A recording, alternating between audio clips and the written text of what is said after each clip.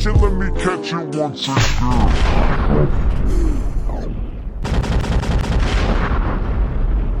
Okay, let's not waste time. It's hot. Let's get straight into it. Today we're going to be reviewing the new Earl Sweatshirt and the Alchemist album, VOIR DIRE. I hope I've pronounced that right. And then we're going to talk a little bit more about the Alchemist, his legacy, because it's about time we've done that on here. So, Earl, Al, VOIR. How'd you say it? Is it VOIR DIRE? Is that right? I think VOIR it's DIRE. French or something. VOIR DIRE. Yeah, VOIR DIRE. VOIR DIRE. So, Like, I speak looked the up- truth, basically. yes. That's what it means. Yeah, it's a legal term, correct? Sort of. It's also just a phrase. Like, yeah. Okay. But then the think artwork's it's got used the, in like, court, looks though, like the yeah, Reaper yeah, with yeah. the mallet in the court and all that. So, it's Oh, interesting. okay. Yeah, you're a research man. I just be knowing French. That's the difference. Okay, so what do we think this one's about, this project? It kind of came out of nowhere. What's Earl talking about? I have no clue. I find it so hard to understand what Earl's trying to tell me, you know? Like, I like it. That's the problem. I really like when Earl raps, yeah? I don't know what he's saying these days. I hear what you're saying, Sam, because the thing is, I feel his bars. Like, there's moments I'm like, oh, yeah, I relate to that. I relate to this. I can't even remember them. I get lost in his flow. That's what it is. I don't know what the man is trying to tell me, but I'm fucking with it. Do you know what I mean? It's just like, he's like, I'm like, yeah, bro, that one. I feel like flow is few- iconic. I'm literally the same as well, man. Honestly, I'm just vibing to it, and I just don't know what. I don't know. It just like you said. There's some bars that go through it, and I'm like, oh, that's hard, and then moments later, I can't remember. Try to it. ask yourself, why is it hard? Exactly. I don't know. But this is the thing about the album. It's so like repeatable. And every time that bar hits big me again, time. I'm like, oh yeah, it's that bar. I don't even know what track the bar's from. Like, So I don't think there's a theme here. I don't think there's an overarching message or story. I think it's thinking about the title, what it seems to mean, the cover art. I feel like this is some sort of just, it's like streams of consciousness, autobiographical, maybe a bit like confessional if things are, like, the title implies the truth. It's pretty dreamy and breezy. anecdotal as well. There's Anecdotal. little stories throughout. Yeah, and I don't think this was a project that they like sat in the studio and just made in one go. I feel like it's songs that they've made along the way because they've been collaborating for a while. Because there's certain we'll get into it more, but there's certain topics that were like things that Earl was touching upon that happened a little while ago. The voice is a bit different on some of the tracks. I know there's skits, but nothing seems to really flow into the next. It's just like a collection of songs over the years. Some rap songs. Some rap songs too, yeah. But I've got a question: is this that album that was hidden on the internet on YouTube? I don't now think they it just is, you decided know. to drop it. I don't think it is. Apparently, some people found it, and it doesn't sound anything like this. So I don't think it is that album. Oh snap! See, I wasn't even sure that was real. I felt like they were just teasing whilst they were like toying with the idea of doing this. But maybe it is real. Maybe there is something out there. But no, It's all a I don't myth. think. Just to create buzz, but no, I don't think it is. I think. Do you know what? I don't know. I think you're doing yourself an injustice. I reckon you are following a little bit what Earl's saying because I'm picking up quite a bit of stuff. I feel like he's way more. I'm not going to say happy, but content now and reflective. And there's just this. There's almost like this sort of positive, uplifting vibe to this, especially in what he's saying.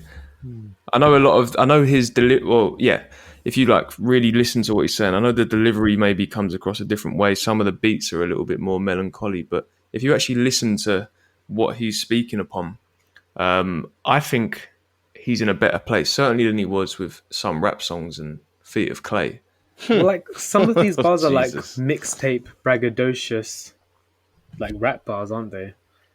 You're just having fun. Yeah, but then there's a lot of references back to old song titles and the albums as well. Off the top of my head, I can't recall them. I'd have to like look them up again. What's like one of you guys are talking, but that. I mean, there's what I mean by the reflective, and I guess it's a healthier outlook. That's probably the best way to put it. Healthier outlook than where he was a few years ago. So one of one of the standouts for me, 27 Braids. I don't know how you lot feel about that track. Oh, that's but my favorite track of the album, man. That is yeah, just amazing. it's really good, right? But he says there's these lines here where he says, "I'm going through changes that I couldn't fathom, but growing pains lead to understanding. I'm no passenger on a plane, precious cargo in the cabin.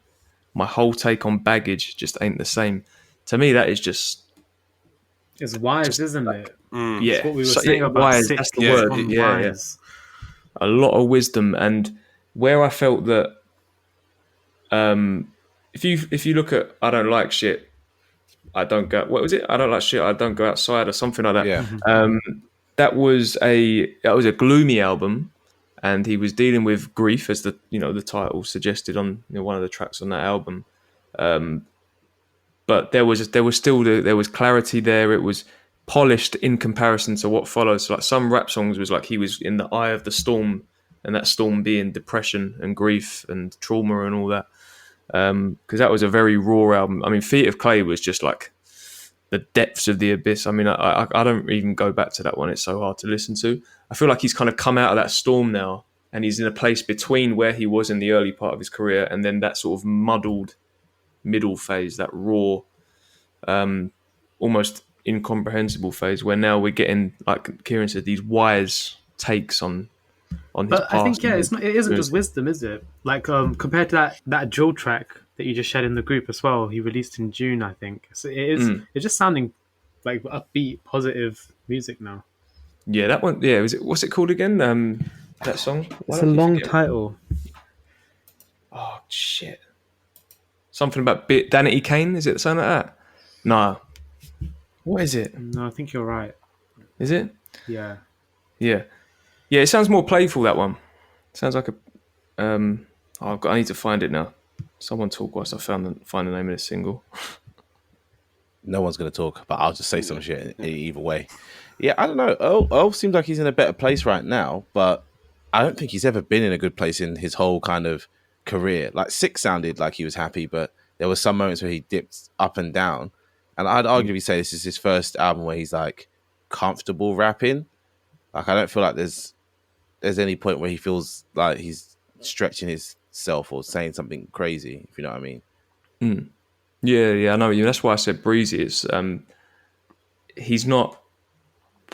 I wouldn't say like there's not like to me a big standout on here. Like with Sick, there were some real standout moments. Or like if you think about that, we talk about the middle part of his career with some rap songs, Feet of Clay, where he's really pushing the boundaries and getting out of a comfort zone, whether it's intentional or not. With this one, it feels kind of calm. I think that's because of the beats, though. None of the beats I was about push to say you to that. go there. You know what I mean? Exactly. Yeah. It's Yeah. loungy. Yeah, it's all steady, vibey music is what is create that picture. So he's not going to really stretch the boundaries, is it? He's sort of like in a nice sort of rhythm, like almost like just I don't know, like you're floating and riding the waves. You could be on like I can't even think of the thing I was trying to say, but anyway, you're just floating across the waves. He's not gonna want to stretch on something like that on some of the beats that are on this album. Yeah. So, I mean, I can't remember if Kieran did, but Sam, Phil, you said you weren't really like sure about what Earl was talking about. I take it you didn't really. I'm not sure if this is actually the case, but Mac Juice, I felt like Mac there Juice was maybe is- some that's lines amazing. about Mac Miller on there. Don't know if anyone picked up on those. Oh, see, I didn't pick that up. This is what I mean. Like Mac Juice, It's so I like cryptic. that track. That's another standout for me. But I didn't realize there was lines in regards to Mac Miller, so that's gone over my head. I won't lie. Well, like we said earlier on, it's kind of stream of consciousness esque. Like he sort of floats between different topics throughout each song, really. But it's the lines where he says, "Don't be shocked, I couldn't save you from your faults, or what the fame do, from the sharks and what their fangs do, or from your heart and what the pain do." And just like with the title having Mac in it, we know that Earl and Mac had a good relationship. I just wondered whether there was a connection there. He says something towards the end, I think, as well. And there's I think the final track. There might be. I know certainly the end sounds like it is a bit of a tribute to Draco the Ruler, who was murdered a few years ago, I think now, or a couple of years ago. So that's what I mean. I feel like these songs are again, it wasn't like they sat down during a short period of time and made this. I feel like it's just from different points in Earl's over the last few years, basically the last sort of maybe I 4 to think 5 years. you're 100% right on that, but I also feel like Earl's got better at writing, and possibly he might have sat down, freestyled, because I don't know if he writes or freestyles, but sat down, freestyled some stuff, then came back and be like, oh, actually, I quite like that. Let me go and refine it, because he packed everything so densely. Like, that's what I mean. I don't get what he's talking about. Like, yeah, the title had Mac in it, but it's like, was I thinking, oh, this song's called Mac whatever? No, I'm not even looking at the track list until later on. So I'm not thinking like, oh, okay, I should listen out for some bits that are going to be about potentially Mac Miller. Do you know what I mean? And he doesn't ever really say the title of a song in the song for me to ever pick up on what he could be talking about. You see what I mean? Yeah. I know what you mean. Yeah. I think it was when was it? I think it was the other day where it just hit me. But because of the platform that this is on, it's not as easy to kind of check what track it is. In fact, can we quickly talk about that? Talk about it. Just couldn't wait to get onto that. Let's talk about it, because this thing, honestly, just needs to go in the bin. I want to ask you all about like just artists dropping projects on different platforms, other than the main, the big players. But my experience with GALA has not been great with this album. The amount of times it cuts out, and then I'll look to try and like play from where I was, and it will start it again, and it's not been a very closing as well. Like, honestly, it's just killing the vibes. It's infuriating. I tell you, you're vibing. You're in the middle of a track, and this thing just cuts off, and I'll get mad vexed. I've got the headphones on. I'm just trying to do what I need to do. I'm washing the dishes, or what. I'm just vibing, and this thing cuts off, and I'm like screw facing, thinking, what the hell is going on? I go back to this phone, and I was listening to Mac Juice, and I play it again. 5 seconds later, cuts out again. Felt like dashing the phone, honestly. It's just no, you mad. You've got to dry your hands and try and start it. So it happened to us all at the precisely. same time then, because that's the only reason why I know about that song, is because I was like, why is it cutting off? Do you know what I mean? That's what I was moving like. Yeah, it's not been a very user-friendly experience, this one. Oh no, it's been bloody annoying.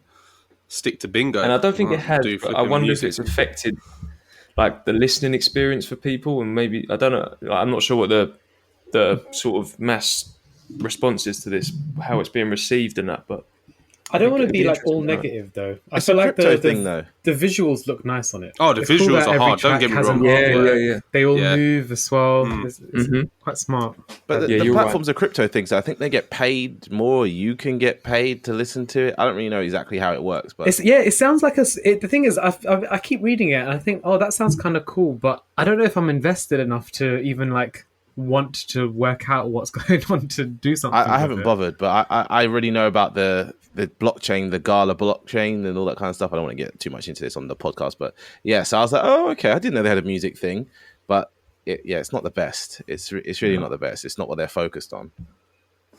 But how do you all feel about this anyway? Like artists dropping on platforms other than the likes of Spotify or Apple or anything like that? I'm sorry, I'm killing the culture, but I'm just saying, drop on Spotify or don't drop at all, bro. Oh, same. But at the same time, I'm like, they need to do what's best for them. So I feel that. But for me personally, no, please just drop it on Spotify. It just actually annoys the life out of me. I just want to hear it all on one platform. But I understand if they need to do what they need to do, you go and do it. But yeah, The thing is, like with what was it, Black Star's album from last year? I don't mind that was just on Luminary. I don't know why, but it feels like that's where that album lives, and it's got a space there, and it's like respected in a way. Like if I do want to go for it, I'll go for it. But It was easy to use as well, though. yeah, That's same. Yeah. I agree with that.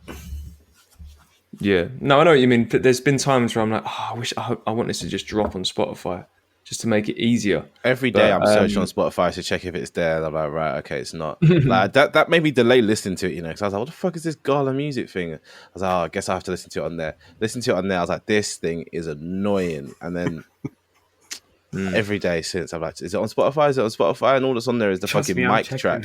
yeah. Ultimately, though, if they're getting more money and they're being given more artistic freedom, like for instance, they wouldn't have been able to do these individual cover arts on Spotify. Animated ones as well. So what, sorry? Animated as well. Oh yeah, animated and all that. So, I'm all for it. I just hopefully GALA as a platform gets easier to use, and and just less jarring, man. What you moved over to GALA? You like Jay-Z back in whatever day? Everyone moved to Tidal. No. I just mean for their sake as well. Like if other artists want to do stuff like this, then they've got to improve the service, right? They've got to improve the user experience. Because I'm with Theo, man. There's been times like even this morning when I'm trying to listen to it again to prepare for the album. I'm just about to start a set in the gym, and then flipping song cuts out. But I've got to finish my set, and it's just like I know it's not a long time, but it's just things like that. It's just a bit annoying. It's so annoying because it just puts you in a bad mood, and you don't want that when you're trying to listen to an album, because there's nothing worse than you're in a vibe, you're like listening to the track, you're like, yeah, and then it just cuts. There is nothing worse than that. I know it just puts me in a bad mood, man. Screw face alert. Yeah, It's like when you're at a party and someone just presses pause. Oh, trust me. yeah, Exactly. Yeah. Speaker breaks or something. But we touched upon it earlier. I think Sam maybe mentioned the flow.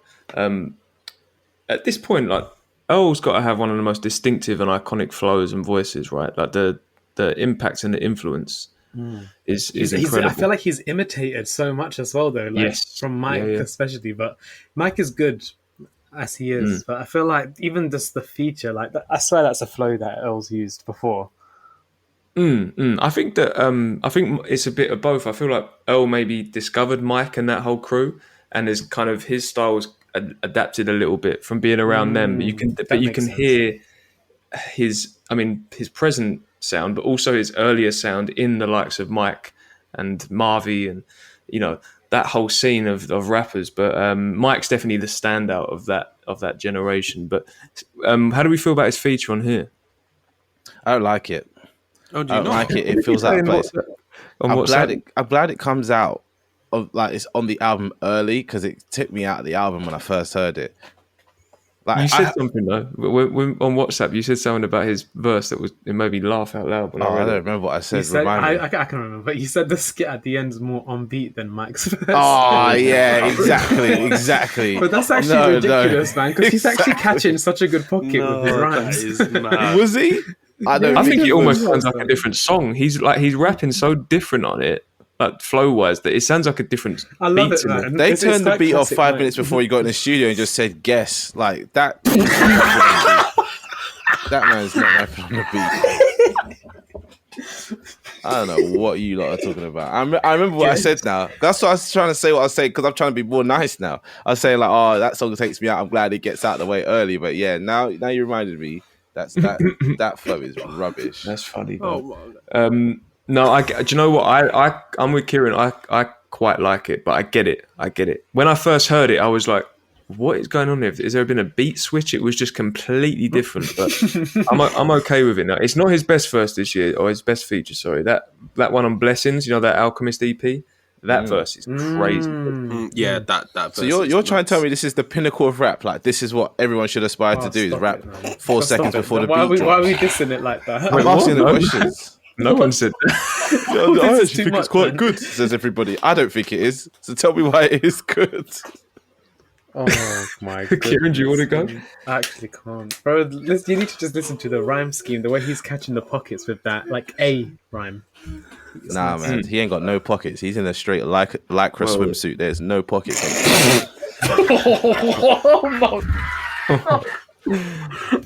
It's unnecessary. I don't know what that means. That was a bar, though. But yeah, there's like I said, I quite like it. I get it why you don't. Not his best feature this year. And that new single he's just dropped, I can't remember what the song's called. That's really good as well. Yeah. Really, really good. Mike's great. Yeah, I said it earlier. There's as much as I like this project and I like the production. We haven't really spoke about the production. There's just nothing that really stands out. It's like if it weren't for GALA, it would just be one nice 25-minute, 30-minute listen, whatever it is. Some like breezy dream like ride. But nothing's like wow. Like when you heard what was the song? One of the singles off the last album, was it Tabula Rasa with Arm & Hammer on? But that's the beat as well, though. That's what I'm saying. I think the beat hasn't pushed Earl to do anything, or the beats, haven't pushed Earl to do anything like those songs like Visions and Tabula Rasa and all that kind of stuff. So would we say is this a a dud from the Alchemist? Then are we saying, or is it just the vibe? Is it just the chill vibe? do you know 'Cause what? I think the beats are good. I was gonna They say were I want to trying go to back do to something class. else. Beats Earl. are class.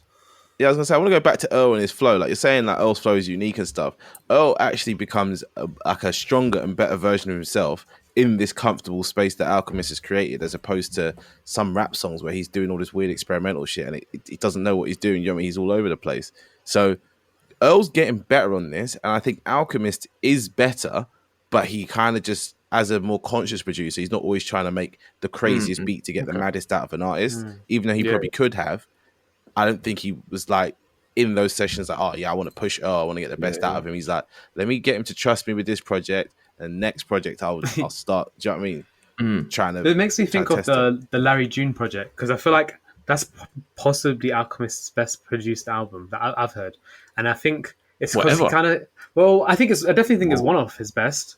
I think that's arguable for sure, because That's a big claim. like those beats are so nice and so varied, and it makes me listen to the album like I'm a fan of Larry June, but I sure as hell I'm not. But like, I kind of feel like I am when I'm listening to it.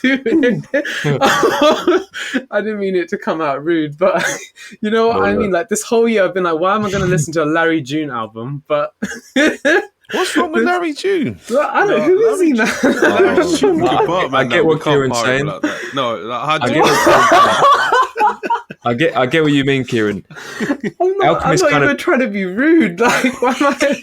no. I know what you mean. No. Alchemist, we know Alchemist does this though, and I'm sure we'll talk about it more when we get into his legacy in more depth. But he elevates artists. Like look at Boldy elevated James, Larry man. No June, disrespect to for sure. Boldy, but his career since doing that Price of Tea in China album has just gone to the next level. Yeah, exactly. And he's dropping so much music, and it's just like just hit after hit. I don't mean obviously in the commercial sense. I just mean he's just tapped into a different level that I think Alchemist brought out of him. But yeah, I get what you mean. I think the same happened with Larry June. I've never really paid much attention to his career, really. I know the odd verse feature here and there and whatnot, but Have never you really. actually heard his name though before? Yeah, this album? no, I had, Yeah. I had, You've but heard it, okay. you both are right. I think I'm just like egging you both on. You are right because you're not ever going to go to a Larry June album.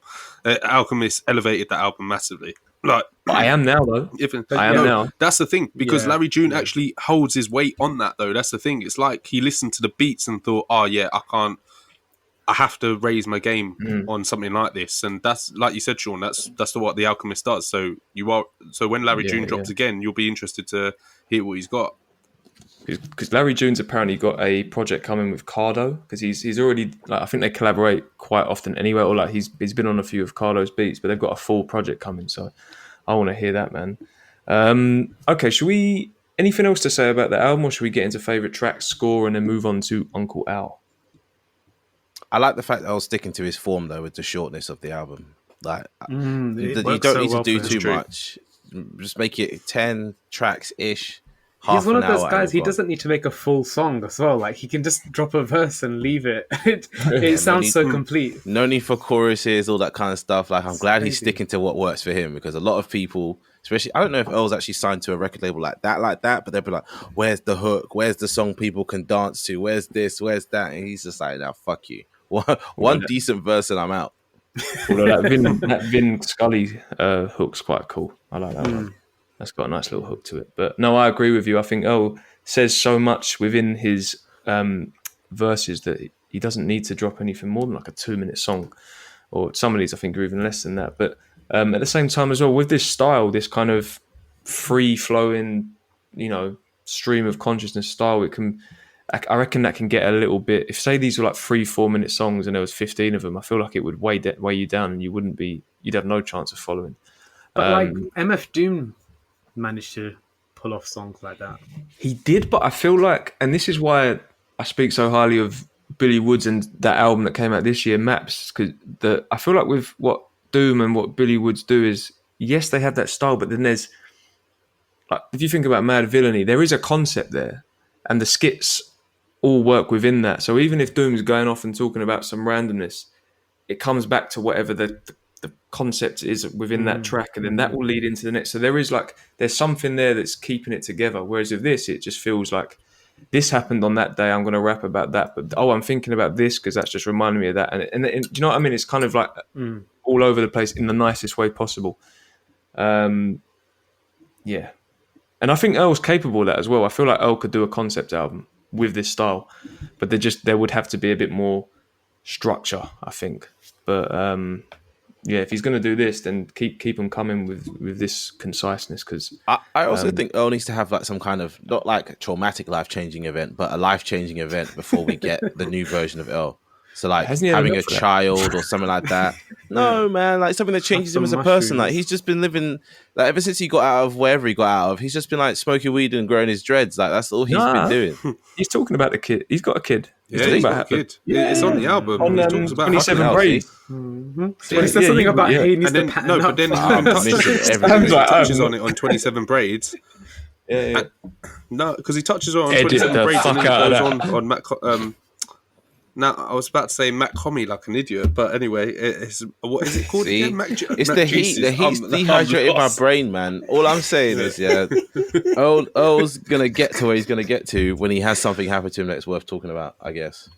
She said, I got a son on the way, made my bed, so that's where I'm a lay. That's what he said. Yeah, that's one line. That's not a whole song. This is the problem with the guy.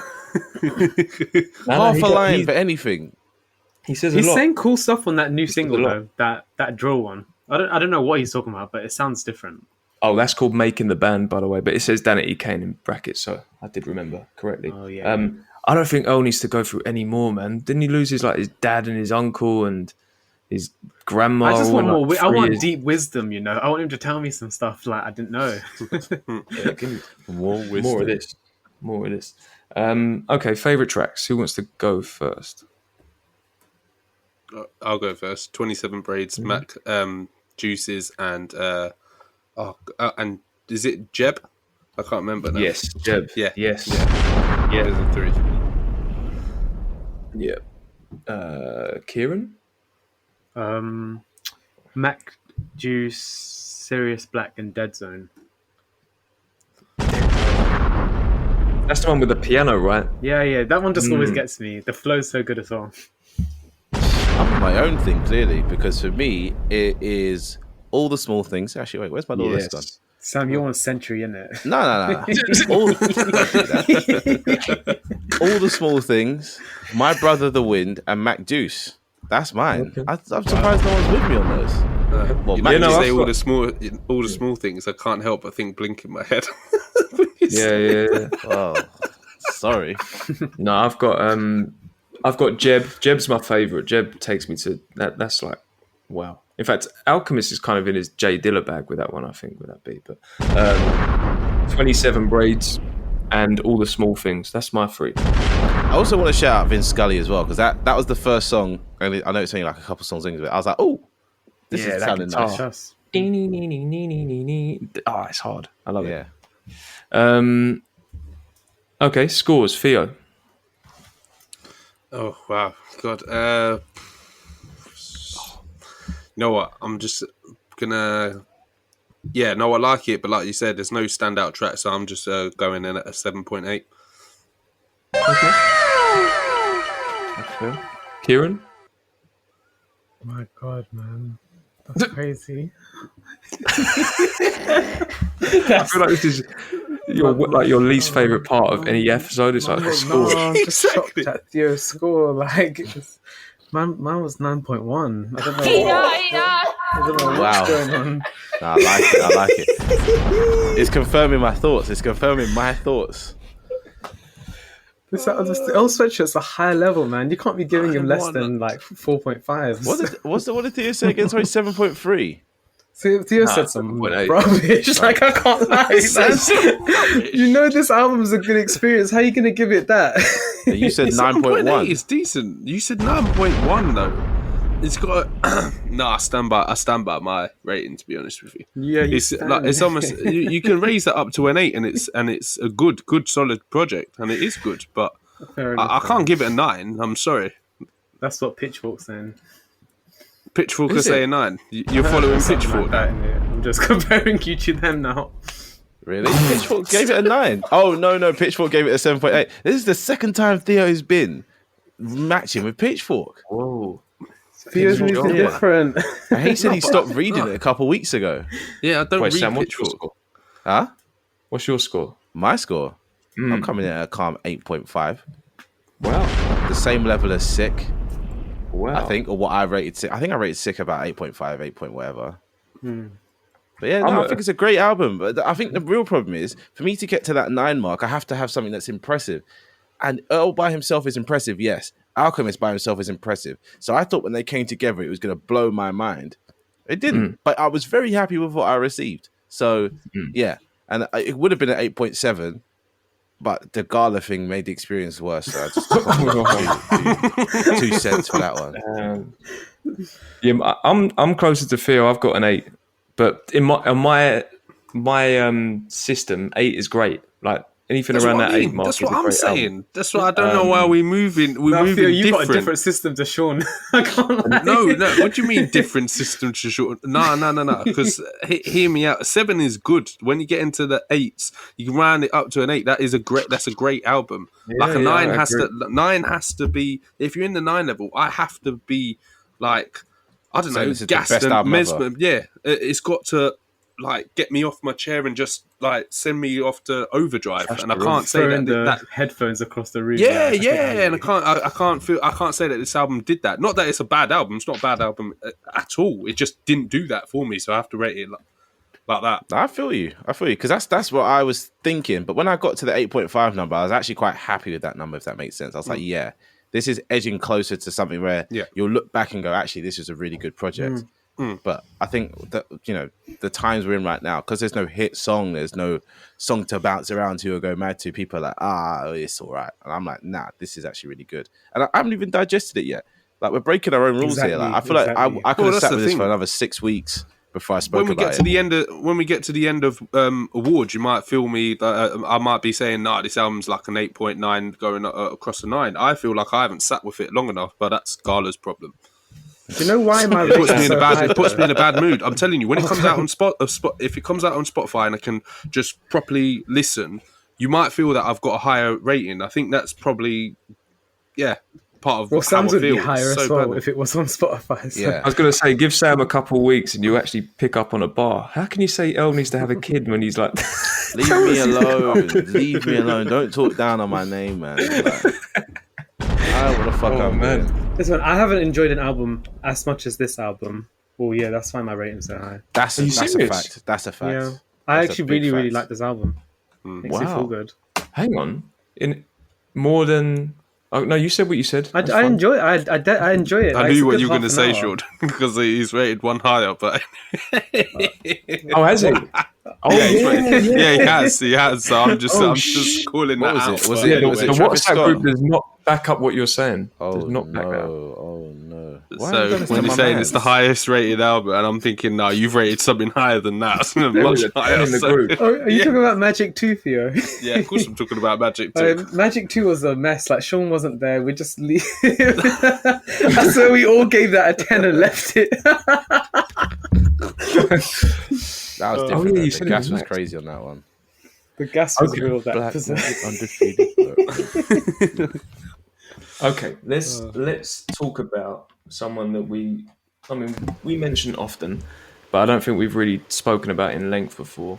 The legend that is the Alchemist. So, the Alchemist has been doing this now for 25 plus years, but hasn't always sounded like he does or has in recent years, nor had this kind of impact that he's having on the culture.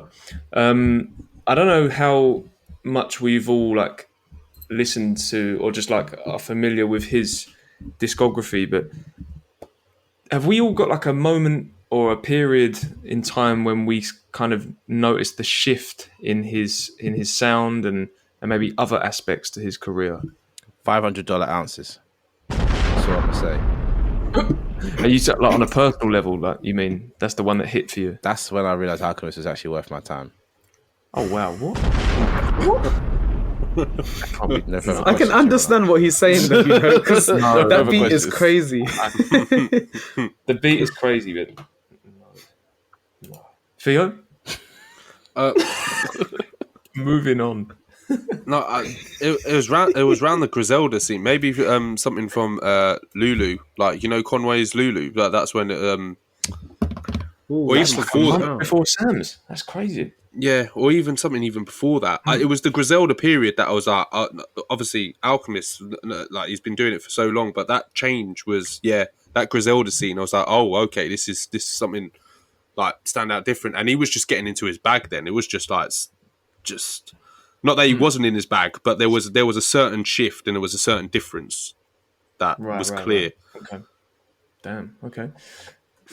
Kieran. This is the thing, like, I feel like I didn't realize there was a new era. I don't even know if I knew Alchemist like that well. I only knew like one beat. I think like Book of Rhymes or something like back in the day.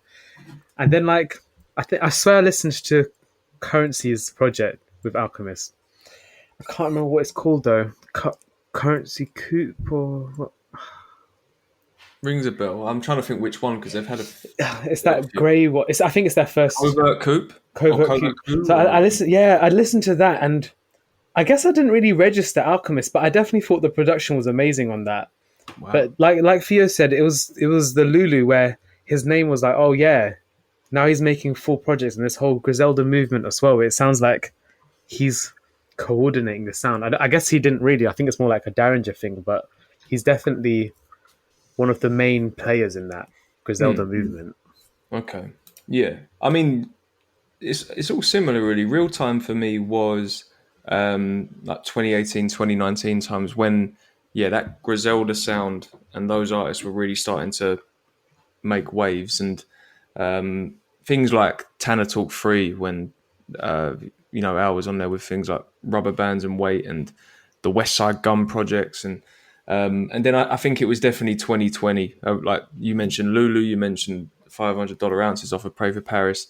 It was definitely from then on where it was just undeniable now. Like the Alchemist has just tapped into a different realm of levels. But retrospectively, kind of like doing a bit of research and going over the discography, I think it was the turn of last decade, like around the sort of like coming towards the end of the 2000s and then at the beginning of the 2010s. And I want to give a bit of credit to someone else who deserves way more recognition, which is Rock Marciano. I think that the launch of his solo career, his debut album Marsburg, and just the music that he was producing and rapping on had that very minimalist sound. And I think there were a lot of underground rappers in that space that were influenced by that. And I think that it did coincide with a change in Alchemist sound too. And I'd love to know how much. I mean, we know they've worked together several times. That they had an album out last year, The Elephant Man's Bones. I'd love to know how much Rock Marcy had an impact on Alchemist, because it's at the bare minimum coincidental that there was this shift around that time. And by the shift, I mean, have you listened to much of his early productions? I'm talking like mid to late 90s, early 2000s. Yeah, he always had something going on. I ain't gonna lie. Like Alchemist is a great producer, and he's always been a great producer in my eyes. But you're talking about a turning point to where I saw him as like how I see him now. Right. It was like $500 ounces. It was a lot less of this whole, getting one bit of the sample and looping that up on top of this and on top of that. And now it's more he's picking great samples, great sections of the samples, and flipping it in a way that no one else would have flipped it. And composing the beats differently too. He's not doing like that primo boom bap like he used to. It's different now. Yeah, exactly. Yeah, you say primo, definitely. When I listen to those early beats, like with the likes of Mobb Deep and who else? Dilated Peoples. Oh yeah, arguably his biggest classic is that Dilated Peoples one. Worst Comes to Worst. Yeah. But like it sounds like a primo beat straight up. It does, yeah. And even as you go into the 2000s, you see him start to use the kind of pitched up soul samples, a bit like Kanye West, who kind of pioneered the whole chipmunk soul sound, and Just Blaze was doing things like that as well. There's that the Jadakiss song. What's that called? The one with Styles P. Who what's it called? We're Gonna Make It. That to me sounds quite similar to what Just Blaze was doing at that time. And that's no disrespect to Al, because he was a good producer from the off, but he was wearing his influences on his sleeve, or he was trying to, I guess, emulate Let's be real. the sound. He was following trends at that time. But I think an important thing was that maybe set the tone for his career to follow, and what maybe sparks an idea in his mind was when he did the joint project with Prodigy. I think in 2007 they did a project together. It's the one that's got "Stuck on You" on that song. That seemed to be a formula that I might be wrong, but it felt like it was the first time he'd done that, where he just worked with one artist, and then from then on, it's become his thing, right? Another one was the work with Oh No. They've got a duo called Gangrene. I think it was sort of 2010. They dropped their first project. Another one where you go, oh, this is different. But do you know what? I thought you were going to say Action Bronson. You haven't said Action Bronson once. Yeah, he's got. Well, no, but I'm getting there because there was Rare Chandeliers in 2012 with Action, which was. This is where it's really starting to kick off. But the project, the first project I listened to, when I was going back doing the research, when I was like, oh, this sounds like I can hear the Alchemist now, and this was his Russian Roulette project, where like something that Al does so well are transitions. And when you listen to that project, the way each track flows into the next, it's incredible, man. And you can still hear influences in there. Like I hear a fair bit of Dilla, but I'm starting to, like I say, the working with other artists and then doing his own, his own projects as well. That's where it's the kind of the beginning of what we hear now, what he's so famous for. That Alchemist sound that I can't really describe it. You just, that's when a producer's reached that next level, is when you it's them, but you can't like explain it. Like you can't really sum it down into like one thing. It's the level he's using samples is not like how other people use it. Like Hit Boy's a great sample user, but he doesn't use samples the way Alchemist does. Yeah, and there's no gimmick to it as well. Like you said, when he had the gimmick of the chip tune kind of pitched up soul sample, that kind of stuff. Now he's not doing that anymore. He's obviously a sample based producer. I doubt we'll ever find a time where Alchemist is there programming a whole beat like that. He's a boom bap kind of sample MPC type guy. But yeah, the way he flips stuff is different. Yeah. And the other difference I noticed around that time is that in that sort of first half of his career, he's working with a lot of established names who were mainstream, but just they're not like superstars. They're just either they've had a prime and they're not really in that now, or they're just like on the cusp of reaching that superstardom phase. I'm talking about people like Nas, like Jadakiss and Styles P, and the list goes on. You get the odd song where it's with a huge artist or on a huge album. Like I think he do the intro to one of Snoop's albums, like big albums, I think, and then he did the beat for is it You Got Nothing on Me on the Carter 3? Is that what it's called, that song? I didn't even realize that was Alchemist until you shared it. It sounds nothing like the Alchemist. It's a weird Alchemist beat though. I feel like that might be a dud in his career. I can't lie. But again, that's that example of maybe trying to make a beat of the time, because it sounds very 2008, but yeah, you wouldn't be able to tell. But then again, that turn of the decade, as we enter the 2010s, I feel like he started to work with either the new generations or just underground artists in general. And even like no names though as well, like that Gangrene project. It's like I've never heard of that person before or after, but oh no. Yeah, but it's like I feel like this is the thing, he works best with his friends. Like he started working more with Prodigy as well, and it was like it felt more himself as opposed to trying to meet what the other person wanted. I think I actually heard him say that in an interview, that for him it's about being friends first and then doing a project. And I think that that's a good way of approaching it, really. And maybe not for everyone, but certainly it works for his projects, his collaboration. Sorry. So he's friends with all these gangsters. That's so crazy. It's mad, isn't it? It's mad, especially when you look at his background. I swear I think he grew up in Bel Air and was friends with James Caan's son, the actor. And they had I think a rap duo way back, and got an album shelved and all that. But he's just not from that life at all, but can somehow create these atmospheres that bring the best out of these artists and Avant gangster. I just love that avant description. gangster. Yeah, it's such an Alchemist genre. So. And I've never heard anyone say he's like of culture vulture or any like never. He's never it's like Mac Miller. I've never heard a bad word about him being a white guy in that space ever. Is Alchemist Jewish or something? I think he's from a Jewish background, right? Yeah, Jewish as well. Yeah. But yeah, it's the 2010 onwards where we see this sort of him really finding and carving out that sound. I mean, you get some weird beats in that time as well, like White Lines with Danny Brown. Like it's just. But that's the thing. Those I feel like the weird beats are actually Alchemist's like iconic thing that no one else can copy because everyone can do these kind of like soul-based sampling type stuff and whatnot. But the way he layers to make you feel weird, like a vibe, a strange vibe. Yeah. But then around the same time, you get, or like within the space of a year, he's doing the Fear beat for Kendrick, and not long before that, you've got Break the Bank and Red Dot Music. It's so varied.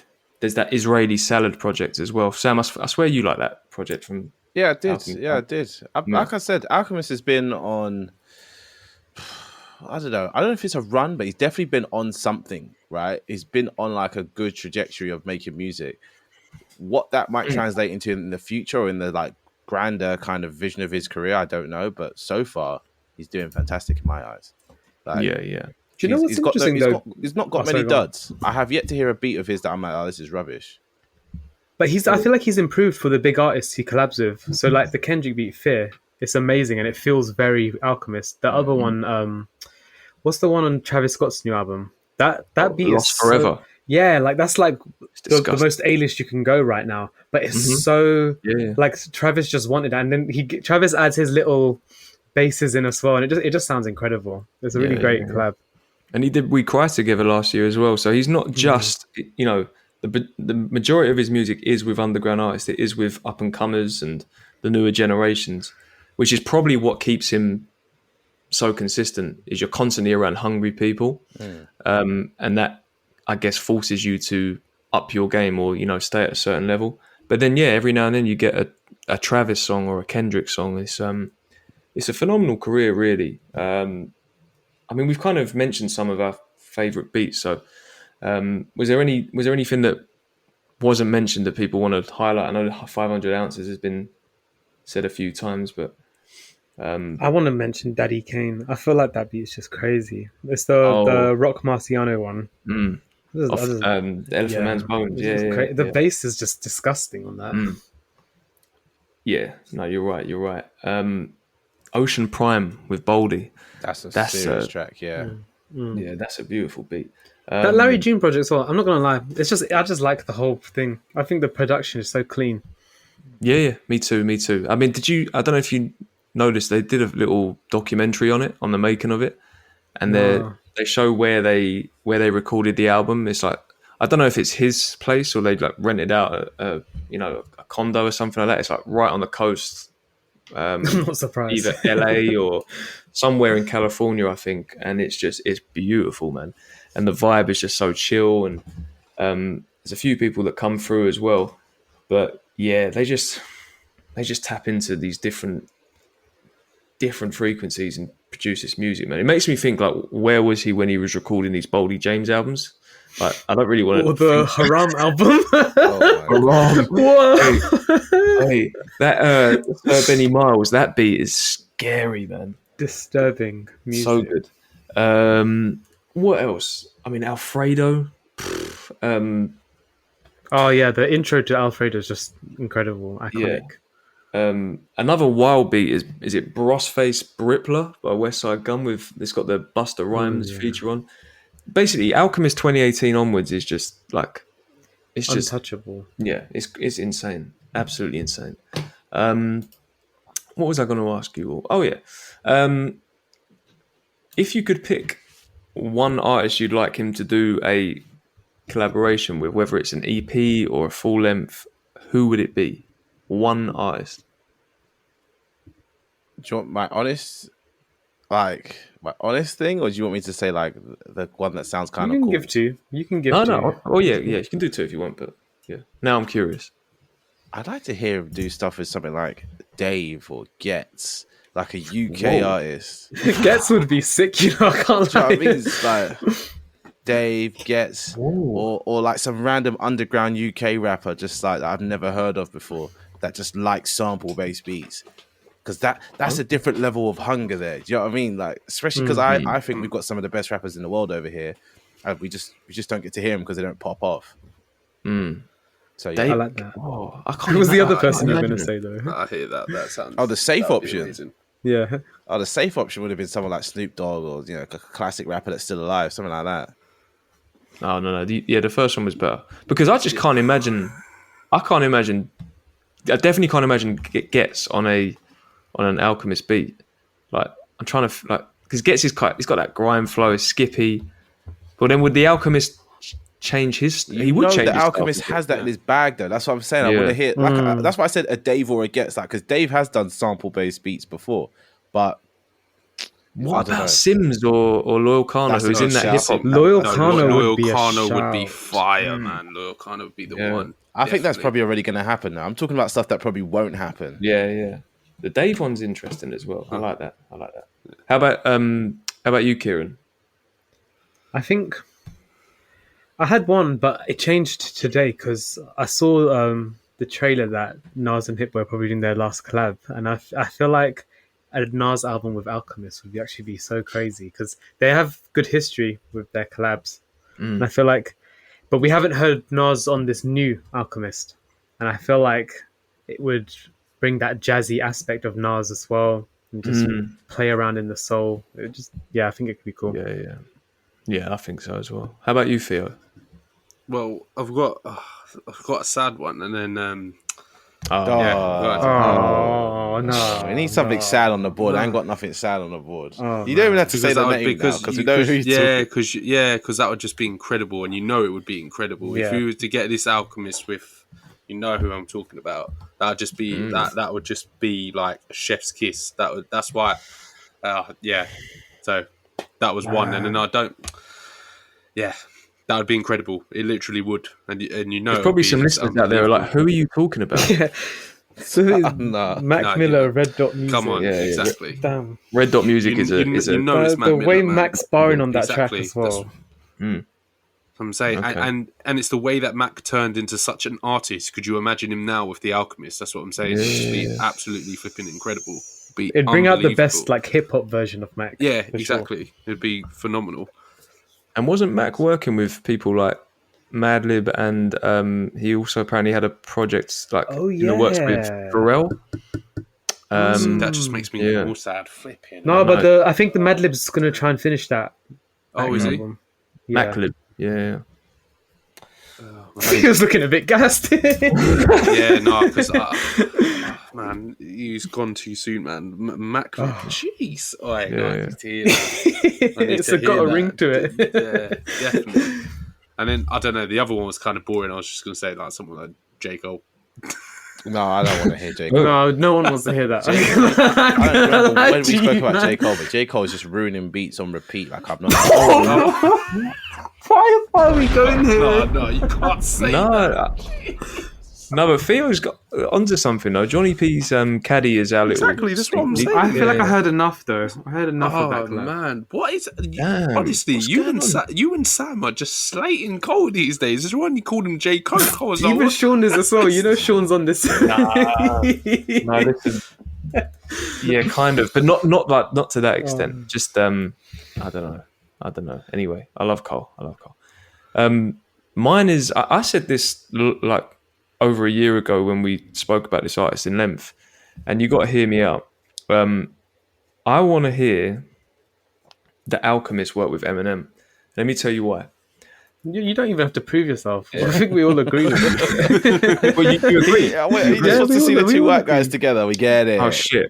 Well, that's what I was waiting for. That's the response I thought I was going to get. No, but it's true because I was going to say, you know, if the Alchemist did got on with Eminem, I swear he could revive Eminem's career and go on a run like what Nas and Hit-Boy have done. No Who doubt. said that his Wait. career was dead? Not me. The way I look But at it, you know though- what fear means with a I revive. knew Yeah, what I listen, mean the by music's revive. not- It's not dead, but it's just No, I know what you mean. The music that we Yeah. spoke about, innit? The music's not been great for a long period of time. My thing with it is like, one, they've already got a connection. He's Eminem's DJ. He has been for like almost 20 That's years. so wild, though. I can't believe that. And then for me, it's like, we know that Alchemist creates soundscapes and is a producer. Like, we're not talking just about making beats. He will create a atmosphere that suits that artist. Could you imagine if he worked on Eminem for like the Music to Be Murdered By project, where you feel like there's a real potential for a concept there where Eminem could kind of like tap back into those Slim Shady days, but maybe from a bit more of a mature perspective. And like, Alchemist would probably be like, no, we only need 10 tracks, or let's just do an EP, just keep it concise, get Boldy on there, get Conway on there. I feel like Theo says, there could be a revival from like a hip hop purist perspective. Obviously, the general fans of Eminem aren't going to care. Like, they'll be like, oh, this isn't for me. It's not got Ed Sheeran or whoever else, like Beyonce. Jessie Ray. But I feel like for us, I just think there's potential there to really get the best out of Eminem, and not like do Slim Shady 2 or anything like that. But like I say, from a more mature perspective, like, tell us those stories of you growing up, but then like. That would bring Eminem back into the GOAT combo for sure. You think so? Yeah, I think so. I feel like that's the kind of revival Theo was talking about. Exactly. That's what, because I actually like Music to Be Murdered By. There's some good stuff. The side A is actually decent. It's not like it's just he needs something to he needs something to get him back into the GOAT talk again. That's like, yeah, look, this is get him his respect back, because people are starting to shit on him, and it's not. But hopefully, really. Alchemist would have the courage to be like, no, Eminem, don't go anywhere near the boards. I don't want you anywhere near the machines. I don't want you on the hook. No singing. Turn your gay down. Yeah. Turn your just what like, down? Yeah. Would you say? I meant game, but the end didn't come out. Say what the hell? I'm glad I'm not the only one that heard that. Turn your gay down. Wow. At least it was me saying it. Yeah, well, there you go. So yeah, that's my one. But I think the best place to finish on is, we way back, one of our first ever episodes is we did our first GOAT talk even was the top 10 producers of all time, and the Alchemist didn't make that list. I'm sure he was an honourable mention because it's 2021. He's so got to be, like, but I feel like we were That brushing seems you off when you were saying wild. it. What? We didn't put him in his top We were 10. ignorant. Let's be real. No, I don't we think were mad wild. ignorant. So like this, I want to pose the question again. Like, top 10 is he? Oh, 100% he is. He's gotta I can't be even. now. I can't even believe we didn't put him in there. Who have we got? But in the there thing is instead as of well. Alchemist? That's No, wild. wait. I can't 'cause believe that. I feel like Hit Boy is in this conversation. I don't know if he made the 10. Did he? No, Hit Boy didn't I don't either. think Hit This Boy is the made thing. it Hit Boy would be there now after this past run. Those would be the two additions. It's just who would we take out, but that's maybe a conversation for another day. But so, like, are we kind of agreed on that maybe that needs to be revisited? And Oh, 100% it does. Hours. Give it a That's- little it's- while. It's Yeah. almost disrespectful that they're not in the top 10, considering what they've done. I need to listen back and think who we got in the top 10. I have Just me. people that I'm can looking take at it out, who man. took That's those two mad. spots. Oh, do you know what damn. I think it is with Alchemist is that maybe sets him apart from the vast majority of others is there's obviously longevity there, but other artists have got longevity, but it's the volume. Like, I'm trying to think of, I know there's periods in some of these other producers on our list's career where they produce a lot of music, but I get like 2018 onwards, especially the amount of, and we're not just talking beats, we're talking like full length projects as well that Collab this man has albums. created. Yeah. A variety of sounds is an artist that he's worked with it feels unprecedented to me. And even let me not speak on other names, but I think that's what brings him into that convo. Like, we talk about the people like, I don't know, like the distinctive sound of people like Timbaland and the Neptune. Like, all the people we had in our top 10 were in there for a reason, but that's the one that I would say Alchemist, that's what we'd get him in. It's just that it's the volume, it's the quality of that volume as well. It's just it's mad. Like, he can produce a full album and every beat just bangs Yeah. multiple times. Yeah. But I think I'm glad we finally got to it. The Alchemist is one of the greatest, and hopefully he's not slowing down, because that's the beauty of his output is he's working with so many different people that it just doesn't seem to get boring. So can't wait for what he's got coming next. Hey, This is Sean, and thanks for listening to another episode of The Grey Area. Are you an upcoming artist, critic, journalist, or content creator? Hit us up on our Discord or in our YouTube comments if you want to share new music, take part in an interview, or are interested in collaborating. Links to these can be found in the show notes. Take care.